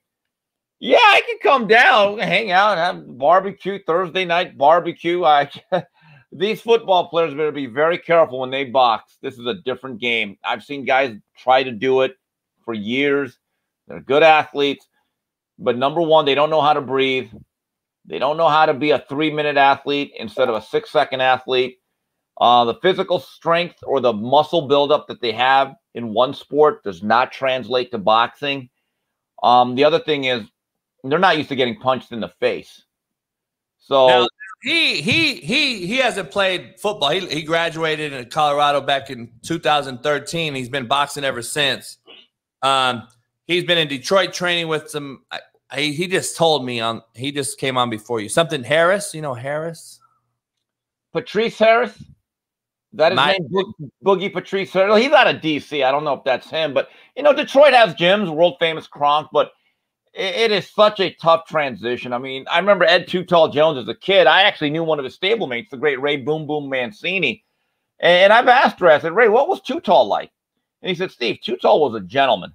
He worked hard, very conscientious, very respectful of the game, but the learning curve was so great. Because if you remember, Coach, in 1979, Too Tall Jones was an all-pro level defensive end. I guess he had some contractual issues with the Cowboys. He said, I'm going to box. And it didn't work out. A little Mexican guy knocked him down, and I think it was a dose of reality. And by 1980, he was back on the doomsday front. So I think it's very hard. I've known football players that have tried to box. I remember Quatrine Hill, good friend of mine, played at the U about 20 years ago. I met him at Wild Card. We got to know each other real well. He did okay, except, again, it's really a late start. Couple of months ago, I was watching ESPN as a top-ranked card, and a young heavyweight that won a silver medal in the Olympics, or medal, the name is Richard Torres out of Fresno. He fights a guy by the name of James Bryant, who actually went to Miami, was a teammate of Quatrine for a season before he transferred. He got knocked out in a minute.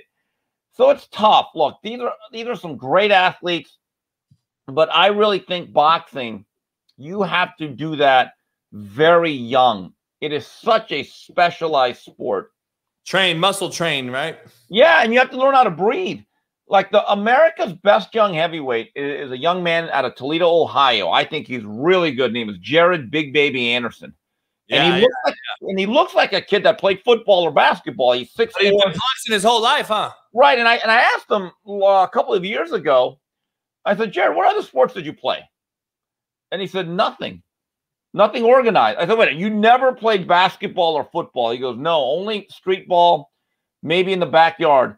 But in terms of organized sports, all I ever did was boxing. And it is such a advantage for him because he knows how to breathe. He's been doing it his whole life. He knows how to take punches.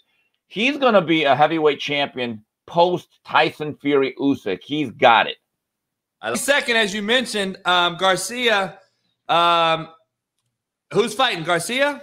Yeah, it's Ryan Garcia against Tank Davis. And I'm going to say it again. Tank Davis wins that fight. Too strong, too heavy of a puncher. The weight clauses and the rehydration limits, they don't help. But over time, if Ryan Garcia does not land that bolt of lightning in the first 3 rounds, Tank Davis just begins that forward march and then begins Tiananmen Square. Let me ask you this. Is that Mayweather's disciple? Mayweather promoted him early on in his career. I guess they still have a relationship, but that's been a rocky relationship. Tank has been that rebellious young man, and Floyd and Tank don't see eye to eye. There have been some personal issues, and I get the sense, and this is one of the downfalls of Mayweather as a promoter. I don't think he wants anyone to be as big as he ever was. Not that it could actually happen, but in my view, if you're going to be a promoter, no matter who you are as a fighter, you want that next generation for your own company to be as good as you are. Now, that's not going to happen because Floyd was a special, rare talent. But there have been times, and it's funny what happens with Gervonta Davis. He'll complain about Floyd or his promotional situation, and everyone automatically on Twitter, Coach, screenshots it because in 10 minutes, he'll delete it. It's like clockwork. So I have a whole folder full of deleted Tank Davis screenshots in my phone. Really? Yes. Wow, that's interesting.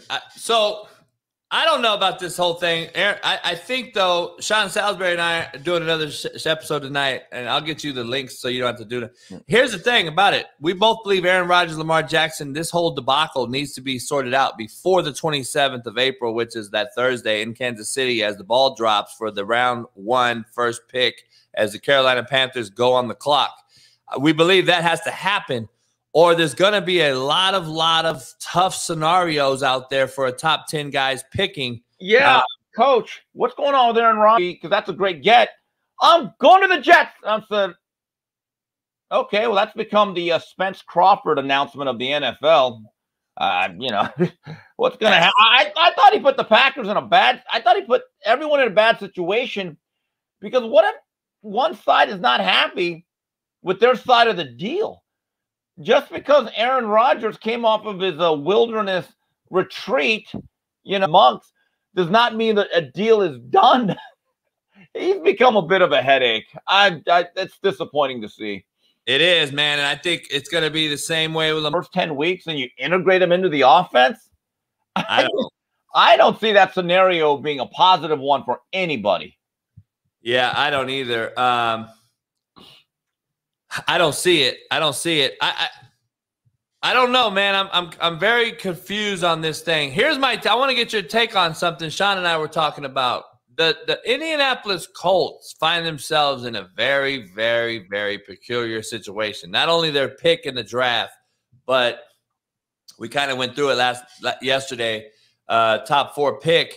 That pick that they are in, number 4. Like, who are you getting, Steve? Are you getting Will Levis? Are you getting Anthony Richardson? No.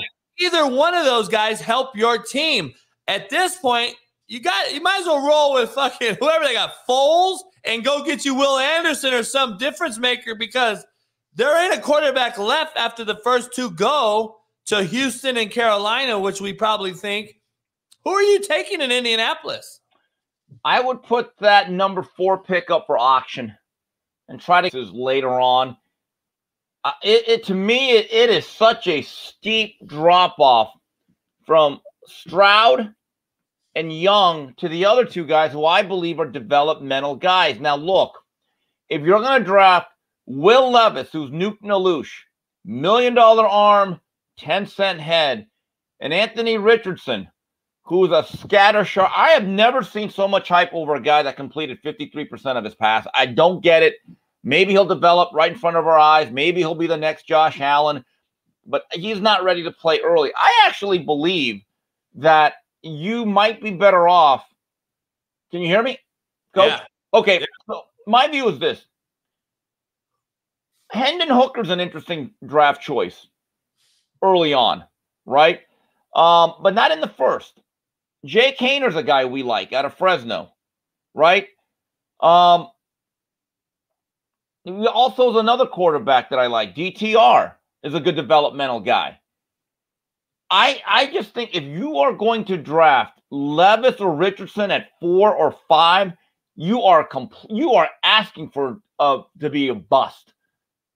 If I'm the Colts, you need everything. You need a little bit of everything. I would try to get back down in the draft and just try to get quantity in terms of picks. Hey, your screen is frozen like the Korean Cosell, but your voice is fine. I don't know. Hold on, let me. I'll be right back, Coach. Hold on. All right. Korean Cosell, we call him the Korean Yao Ming, 6'2". He'll be right back. I can't wait to break down our top 10 NFL bust of all time, get his take on that. Plus, I'm going to break down the top 25, 26 highest paid college coaches that are not head coaches. And we're going to break that down and show you their worth. I'm going to show you a little bit of a couple things. I'm going to get Steve's take on the Cliff Kingsbury thing to USC and what that possibly could mean for Lincoln Riley. I'm going to get that take from him. Hey, Steve, we heard you fine. Okay, yeah. Snowman. Let me ask you this. Cliff Kingsbury is going to USC as a quarterback coach and an analyst. Let me ask you this. Is there if I had to say, Steve, you're going to be a betting man today. Here's JB's hot take for the day. I think Lincoln Riley leaves next year with Caleb Williams to the NFL. I think Cliff's the new head coach at USC. Really? Yep. That's what I think. With the money he's making at USC and the dominance he might have on West Coast football, really? Am I frozen again? Yeah. Jeez. All right, let me climb back out. Hold on. All right. I don't know. I get what Steve's saying. His stronghold on the West Coast. But here's the thing about it. I think Cliff's telling him you need to take that shot to the NFL. I think you need to take that shot to the NFL, and that is why I think Cliff comes in right now. Cliff doesn't come to USC for shits and giggles. Leaves Thailand, leaves that Thai pussy aside, and comes into SC for no reason in April to coach this year if there isn't something in the mix. That's my personal take. I think that he's coming there for a reason. It's calculated. There's no way in the world you come to SC this late in the game. I don't see it. I don't know if you can do it. It'll be interesting. It'll be very interesting at the least. I'm going to ask Steve about the Lakers playing tonight. I'm going to ask Steve about the Lakers playing against Minnesota, and I'm going to ask him to grade Rudy Gobert's fucking punch. I don't know if that was a right cross or was it a jab. I don't know what it was, but yeah, Lincoln Riley and Cliff are butthole buddies. They are butthole buddies. Let me put it in a smaller one. Oh yeah, you're clear now too. You got a new camera or something? Yeah, I hooked up the camera. Oh, okay. I get that Whitlock treatment. See, on JV show, I get the fucking cell phone on Whitlock. I just woke up, so give me a break. Hey, let me ask you something. Cliff and Lincoln are butthole buddies, and here's the thing about it. I got what you said, a West Coast stranglehold on the West Coast and all that. But Cliff doesn't come there and leaves that Thai poontang alone for no reason, does he? He don't leave Thailand and come out here in April and May to come to USC unless there's something in the mix. There's got to be something in the mix. Doesn't this seem like one of those rehabs? You know, like coaches, like, look, drug addicts get the Betty Ford Clinic. Coaches go to Nick Saban. And keyword right there, stop. You don't go to Lincoln Riley, you go to Nick Saban. You do if you're Cliff Kingsbury. And it's nice and easy. It's on the West Coast. It's a lot easier. That's why. You're playing Pac-12 defenses. You have Caleb Williams. It's an easier gig. Of course. And he likes the West Coast. You've seen his house in Arizona. Yeah, you know, so why would he want to go to Tuscaloosa to do all that stuff where there's actually expectations and you're actually going to work 14 hours a day with real pressure? But instead, you can go to USC, hang out with your old pal, put up 60 points with Caleb Williams, you know, then lose a game where you give up 58 points and you can only score 56. It's an easier job. I disagree. I think this is a stopgap for Cliff Kingsbury. I don't see Riley being an NFL guy. I just think he's way too soft. Don't you? He does not have the look of an NFL guy. Cliff got a job. He's the same person. Well, right. And how'd that work out?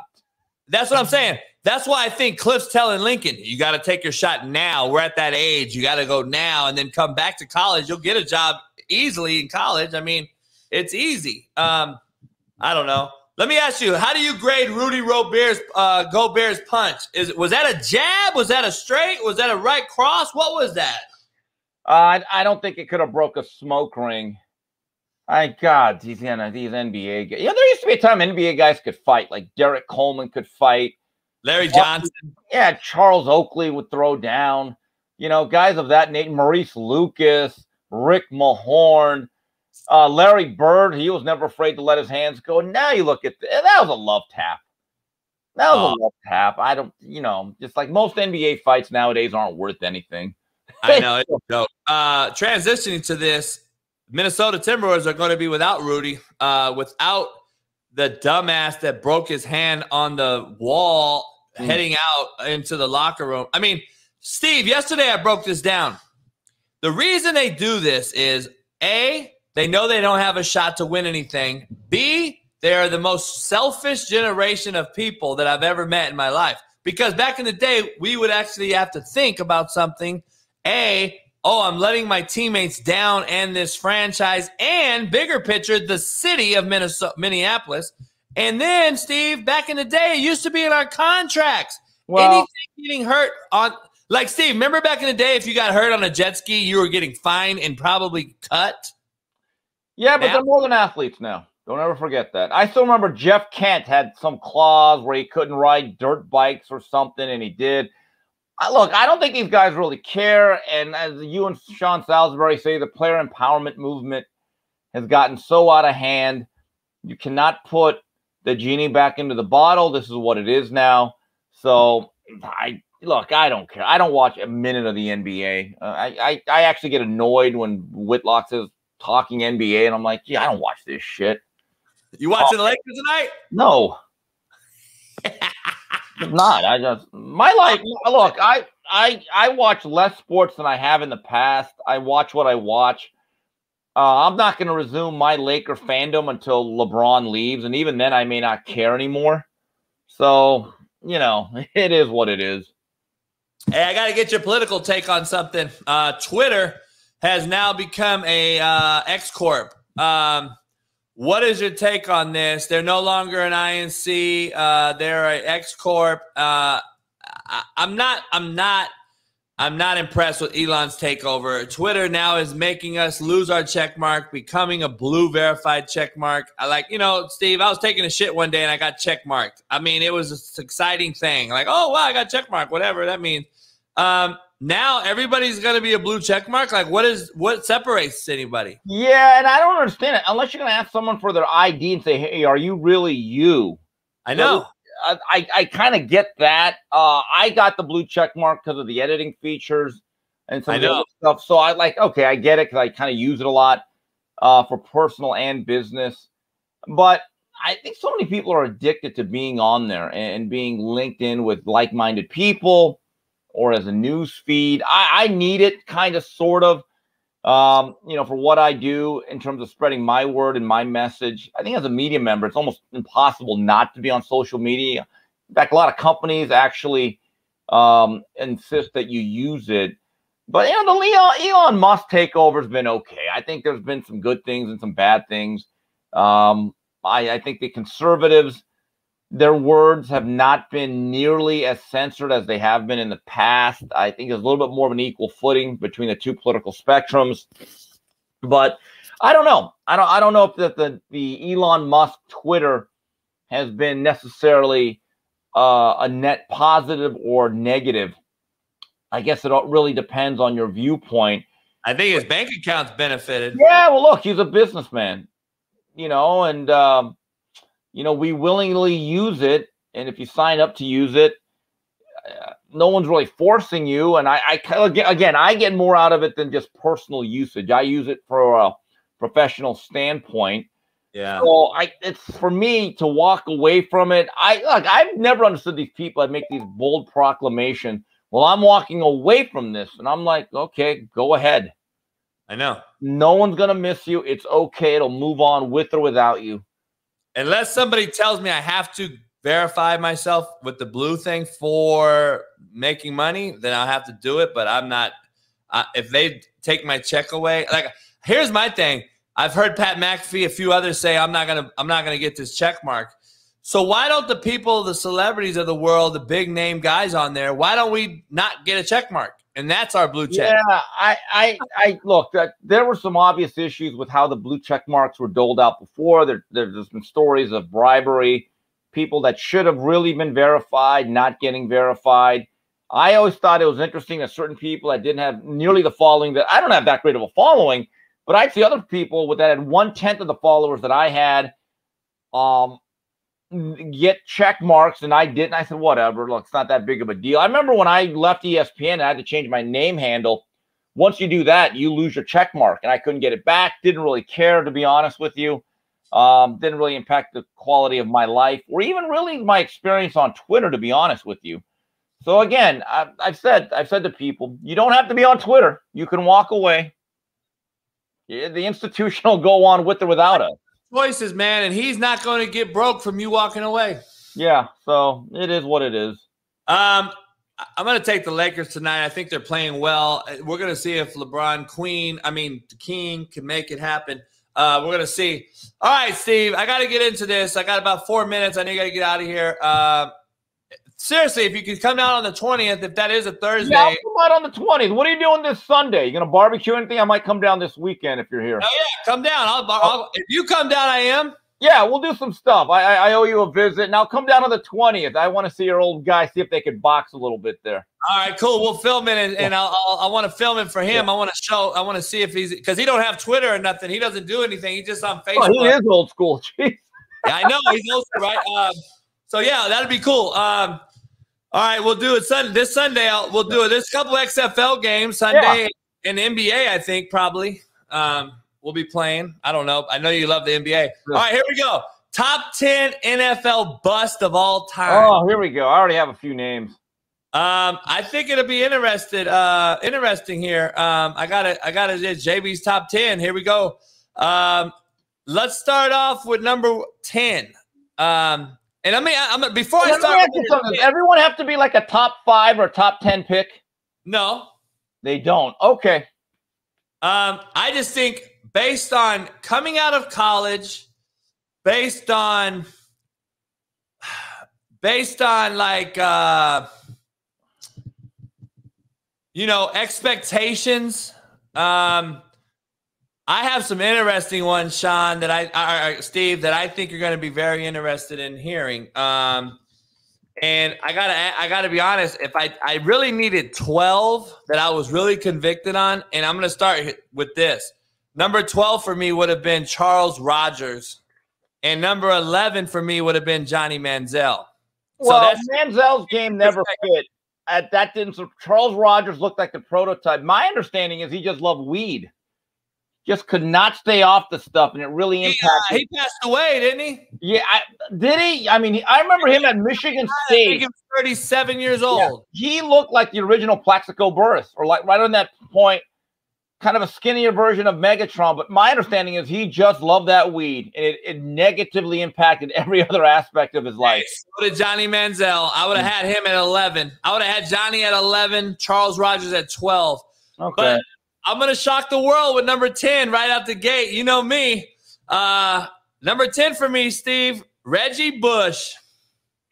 Reggie, wait a minute. Well, okay, if your expectations were Gale Sayers, I get it, but that guy still put up some 1,000-yard seasons. Hey, Steve, had good he was possibly the best college football player we've ever seen. Well, okay, but here's the thing. That does not take away from what he did at USC. He's one of the 5 best college running backs of all time, in my view. Right up there, Herschel, Bo Jackson, Barry Sanders.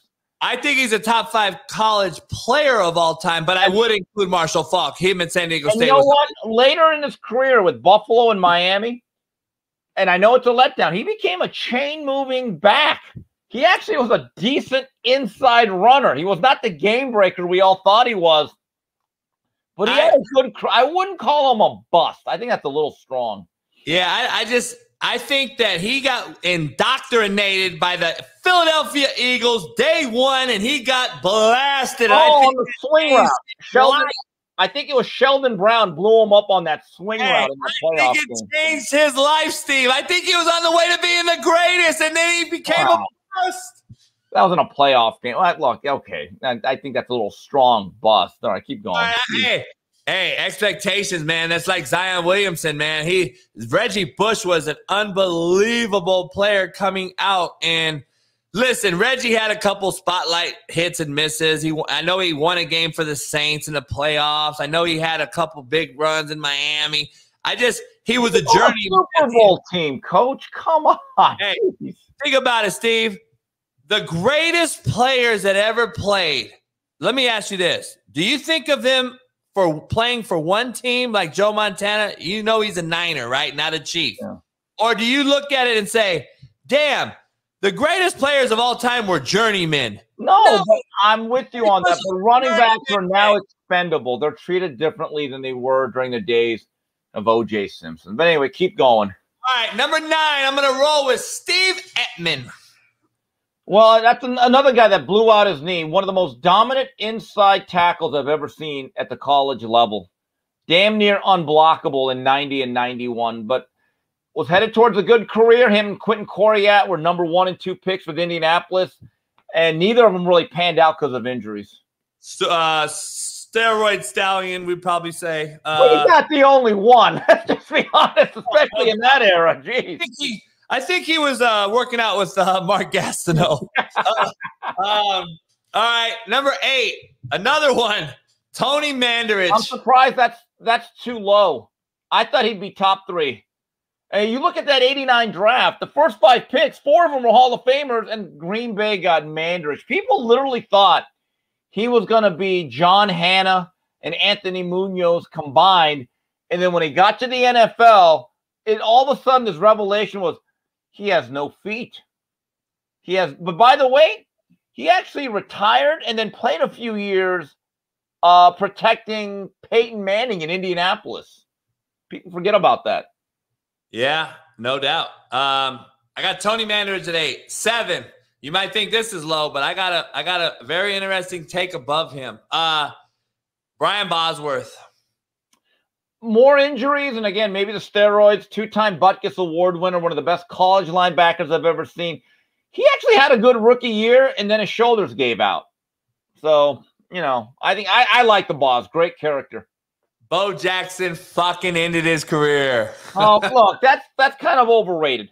There was no linebacker of any from Nitschke to Butkus to LT to Ray. They would not have stopped that Bo Jackson. And if that plays at the 50-yard line, it's a 4-yard gain. Give me a break. I know. Number 6, very interesting. Another person has passed away. Somebody that I grew up with, played against in high school. Lawrence Phillips. Great talent. A very troubled individual. And kept getting second, third, fourth, fifth chances. Could never figure it out. Showtime did a great documentary about his life. Very tragic. Out of Baldwin Park. Yeah, Baldwin Park. We used to play against him in high school all the time. I remember seeing him in the youth football growing up. He was unbelievable in youth football. Number 5, I got what you might think a little low. Keyjana Carter. Okay, another guy. Great college running back, downhill runner. I loved him. Blew out his knee in a second pro carry. It was in a preseason game against Detroit, and he never gained that step. Crying shame. Hey, so so 1994 Penn State offense, which was a machine. Here's my point, though. Keyjana Carter, we look at, and in everything I've seen, he's in everyone, every major media, every major so-called expert. He's in their top 5 busts of all time. But here's the difference, though. Like, to me, a bigger bust, because he had no injury issues, he just didn't have it, was Blair Thomas, another guy out of Penn State. What about Quentin Coriat?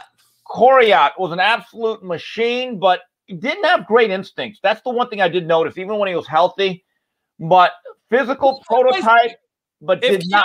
Keyjana Carter could be considered a bust after he got injured. Why is Zion not one? Why is Greg Oden not one? Why do we say, oh, injuries ended their career? Yeah, Keyjana got injured by career too, but he's a bust in everyone's list. Yeah, look, they're different type of bust. There are certain guys that are bust because, my God, they simply cannot play. Other ones, there are circumstances. But a bust is a bust. Yeah, all right, 4. I got Ryan Leaf. That's an easy one. I'm actually surprised it's not higher. I know. That's why I wanted to put that at 4. I got to listen to these next 3 then. I have a feeling of a couple of them. Keep going. Although Mandarich to me would have been. I wanted to really screw with you. I got Ryan Leaf at 4. I got number 3, man, and a very interesting one. He could have been here. Well, Thursday you come on. We'll do another show. We'll do our top 10 college football players of all time. This guy would be in there with Reggie Bush. Number 3 for me, Peter Warrick. I don't necessarily disagree. In my view, Peter Warrick, when he came out, I thought this guy's going to be a dynamic playmaker, and he was never that guy. And look, at the college level, you could do a lot of shaking and shimmying, going east-west. At the pro level, you better get north-south, go straight, and kind of get down. Bottom line. And he was never a great route runner. Now, maybe in today's game, if he would have came out a heavy spread, put him out in the slot, and you give him a lot of that short stuff, the bubble screens and the jet sweeps. But, yeah, he was underwhelming as a Cincinnati Bengal. Yeah, and for him, he was unbelievable. He was Steve Smith, Chad Johnson. Make 8 or 9 guys miss on the same play. And I'm talking against, like, decent teams. But at the pro level, that field shrank. Talent. I put him in that boat with Reggie Bush, but even higher because Reggie at least played and contributed. Number 2, Jamarcus Russell. I think he's number 1. See, the guy that I have 1 is going to Notre Dame, and he had that great performance. I think Jimbo Fisher was his quarterback coach, and I remember thinking, "Wow, this guy's a beast." I've never seen a guy flick a ball 60 yards on the run and make it look like a swing pass. But again, this is where you have to do a background check, and you have to understand, especially at quarterback, does this guy love the game? And he's either first in, last out type of individual, right? And he wasn't. One of the laziest ball players that ever was. And I remember seeing him at some event. I think he went to a boxing match. He looked like his own left tackle. I know. And I'm like, Jesus, you don't fit in kind of a novelty. His game was never going to fit at the next level. I'm the same way. I don't think he's a bust. I actually think he may have overachieved because he had that one great run where he threw that one pass time. He hit that shot in between defenders. And I said, oh, my God, he hit the lottery. Steve, the face. Like, God bless the Broncos on that day. Jeez. I wouldn't have. I don't have Tim Tebow in my top 10. Everyone thinks he's number one. All right. I got to have that fucking breakdown sound. Here's my number one. Steve's going to jump out of his chair, maybe. Maybe he won't. I don't know. He agreed with my Peter Warrick take. Todd Marijuanovich, number one. Well, if you go by high school hype, maybe. Before you don't let me cut you off, I gotta tell you, I actually knew his dad and. Oh, you know Marv. You knew Marv, huh? Steve, Todd wasn't allowed to have a Coke. He just snorted it. Did he use a straw with that? No, but here. Didn't he go to birthday parties with his own specialized cake? I heard some of that's bullshit. Here's the issue with Todd. You're making it sound like he was a top 5 pick. He really wasn't. He wasn't. And remember, he got thrown out of USC by Larry Smith. They had that bowl game in El Paso. Him and Larry didn't get along, and he benched him, and he said, get the fuck out of here. Todd was a very troubled guy. But when I think of a bust, I think of a guy that had to be a top 5 pick. Marinovich was a skilled high school. Didn't he go to Capistrano Valley? Yep. Led them to a Rose Bowl. He is a bust, but at the level of Jamarcus Russell, the number 1 pick. Remember what they gave up in the so highly regarded at the Raiders. They thought he was the next Kenny Stabler. And he fell flat on his face. He couldn't get away from anything. I mean, I still look, Pro Bowler wasn't good. Wasn't. Yeah, it's with you. I know. Hey, would you have Trent Richardson or Maurice Clarett in your list? Well, Maurice Clarett never actually played outside his freshman year and was drafted by the Broncos in the 3rd round. He's a what could have been, what should have been, but he didn't have great measurables, Coach. At the college level, he had really good vision, ran low to the ground. Trent Richardson was drafted number 3, right? And it goes to gap instead of the. There are like screenshots of like where you could drive an 18-wheel and he's hitting like the back of the ass of his lineman. So like real fast. Yeah, they kind of knew, and the Colts gave up a lot. Did not have great instincts. Hey, I got another one. Dean Milliner of Alabama. The cornerback. Everyone thought this is a shutdown cornerback, and Dean Milliner should thank his lucky stars he was coached by Nick Saban. Yeah. Hey, where would you put Josh Rosen? He's a bust. Hey, let me tell you a story about Josh Rosen before you get out of here. Sark came to my game. I was the head coach of Long Beach Cabrillo. We played St. John Bosco. Josh Rosen was the quarterback. And Sark came to that game in particular because he was like deciding if he was going to truly still stay on him or not. And he goes, I know you're gonna scheme his ass, JB. I know you're overmatched, but you're gonna scheme him. So I did a lot of things up front on defense to fuck with the Bosco offense, and it was 11-0 at halftime. This is the number 1 team in the nation, and I'm at Long Beach Cabrillo. And I'm screwing with them. They're calling timeout after timeout, and my principal is like talking shit to their president. Like, my guy makes $3,000, your guy makes $200,000, and he's getting out schemed over here. Here's the point of the story. I lit Josh Rosen's ass up so bad. He was so throwing the ball like this, scared. And Sark came over to me at halftime. He's like, that motherfucker's a pussy. I'm never going to recruit him. Yeah, Coach, he got hit so much at UCLA. He was never quite the same. He's one of these guys on 7-on-7 in a T-shirt and cones. He's All-American. He looks the part. Whitlock's boy Jeff George in there? Wow. Okay. He should be somewhere in there because, look, he had some really good years or some pretty good years when June Jones salvaged his career in Atlanta. They ran the full-blown run and shoot. But when he was getting into it with June Jones, and June Jones got sick about a week or two, and Threw the ball like this. Threw the ball like this. One of the great arms ever, Coach. And Finger on the ball like that. How do you do that? I mean, he must have had big hands, but my understanding is that he made certain demands here and ended up being really good at Illinois. I think he led them to a bowl game, #1 pick. But Jeff George is one of those guys. He has all the talent in the world. God gifted him with the, because in terms of how you draw up a quarterback, and you ever watch some of those games at Illinois, Coach, he makes throws from God. You're like, Jesus, like you could, and by the way, he was actually pretty good at Minnesota. Actually had some decent moments at Washington and the Raiders. But there came a point that the league just said, you know what? No more. And he could still throw the hell out of the football. So I think he, based on where he was drafted and what happened in Indianapolis, he should at least get honorable mention. Hey, on Thursday, I want to give it a prelude. I don't want to get into too much. I want to break down our top 10 franchise bust and who drafted more bust. And I want to leave this. I want to leave you today with this one. Raiders. Really? Yes. But Noah Benjamin and Wesley and Lancaster, Gordon, Bo Kimball, I get it, but Roberts took the guy after became like a Hall of Famer. But there came a point that if you ran a fast 40, he would automatically take you much higher than you needed to. And his last couple of last really good player. Give me a break. He was not a bust. Carl Smith was a good player.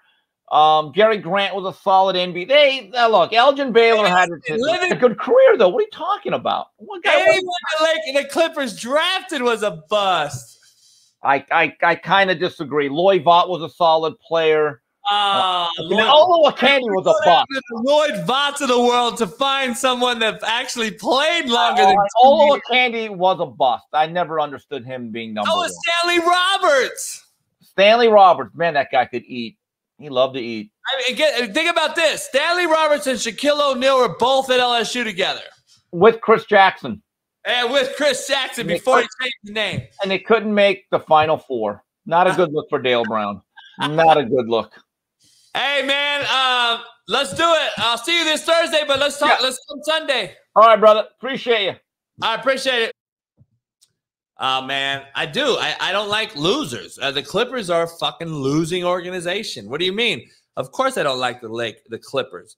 You either like the Clippers or you like the Lakers. There is no fucking going back and forth. You don't get to go back and renege and change your mind later and say, oh, I'm going to fucking be a Clipper fan now because they got Kawhi Leonard. No, that's not how it works. You're either a fucking team for life or you're not. It's like committing. You don't decommit. There's no such thing as decommit. There's no such fucking word as decommit. Like, there is no such word as decommit. So I'm just telling you, you either commit or you fucking don't. And that's just my take on on. Can't wait. I appreciate my boy Will Jefferson for joining me. Steve Kim, as always. Matt McChesney will come on tomorrow. We'll chop it up a little bit. I want to get into the Power 5 school pay. All right. I want to break this down to you real quick. I want you to understand how the Power 5 works. They pay OCs as / quarterback coaches, and very few have OCs with independent quarterback coaches. So, Ohio State, they hire coaches sometimes as the 10th coach now, being put on special teams, tight ends, or quarterbacks. And then they're taking that duty away from the OC. The OC used to coach the Qs and get the big bag because to move that around a little bit. But I want you to understand something. The highest paid offensive coordinator / quarterback coach in America is not at Alabama, not at Clemson, not at Oklahoma, he's at the University of Washington. Ryan Grubb. Ryan Grubb makes $2 million a season coaching the quarterbacks, calling the offense. He's responsible for Michael Penix Jr. having a bounce-back season. He also coached Michael Penix Jr. back in the day before he went to Indiana. Ryan Grubb's the highest-paid offensive coordinator in America. He makes $2 million a year. All right.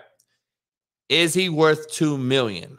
I don't know about that, but guess what? At least he got a guy in the Heisman conversation. At least he got an offense that did well at Washington. At least he has Washington moving up the board as far as a team that is now at least a Pac-12 threat. But $2 million seems a bit high to me. Jeff Lebby, Oklahoma's offensive quarterback coach and offensive coordinator, came from, he's a Lane Kiffin disciple, was at Ole Miss, been around with Lane Kiffin for a while. He's making $1.9 million. $1.9 million. All right. Tommy Rees, who's now at Alabama, who left and quarterback coach, he's making $1.9 million. Sark was making $2 million at Alabama as well, by the way. Garrett Riley, he is now at Clemson. He is making $1.75 million. All right. Kentucky, Liam Cohen, and I'm just going to be honest, I'm not here to pat myself on the back, but first of all, not one of these guys on that list can recruit with me.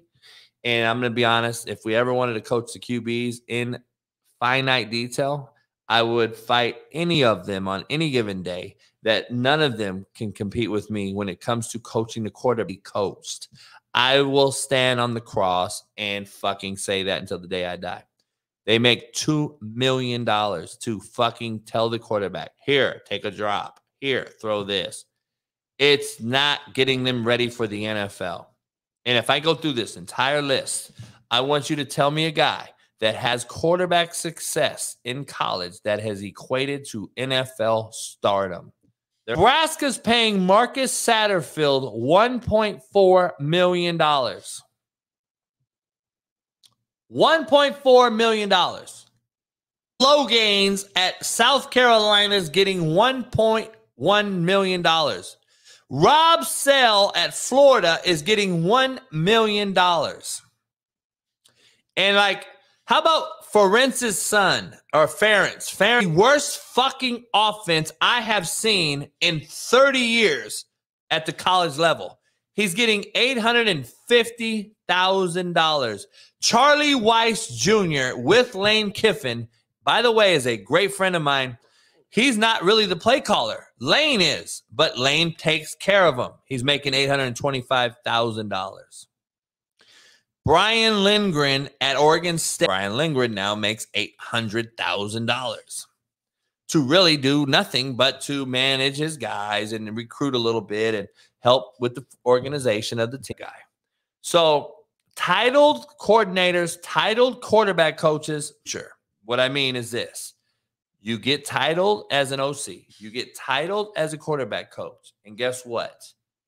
Then they go to the next level as the real play caller or the real quarterback coach and absolutely get seen through because they're not ready. They're not really the guy. They're the friend of the guy. They're not the guy, but they had the title. The other ADs in the country see the money they make, and they're like, oh, shit, we got to get this guy as the OC. And he's absolutely fucking dog shit when he gets to your place. Or you hire him as the head coach because he was the titled OC. That is how it works. Sorry. Just giving you some insight on how this thing really, really works. And a lot of guys out there making a lot of money, man.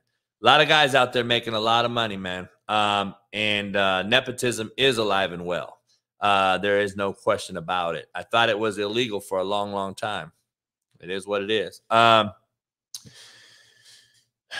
Now, here on Patreon, don't miss it. Make sure you join, become a member today of our Patreon. We're going to have the realest shit out there. We're going to break down the next 4 drafting teams. Seattle Seahawks at number 5 will be the first one off the board. We're going to show a little film. Detroit Lions are number 6. We're going to show a little film of them as well. So we will be live on Patreon tonight. Appreciate everybody that has become a member of Patreon. Keep building it. Keep joining. We're going to take the revenue of that show and build it into this show. But we need to get a couple hundred members in there to see the dividends, to start paying some people so we can blow the Coach JB show up that all you guys are here to watch. I appreciate you guys. Pound the like button on 3. Pound the like button on me. 1, 2, 3. And I will see you, Matt McChesney. Work Boot Wednesday. We have a few other guests joining us this week as well. Much love to everybody, man. I appreciate you guys. I'll see you on the other side. Peace.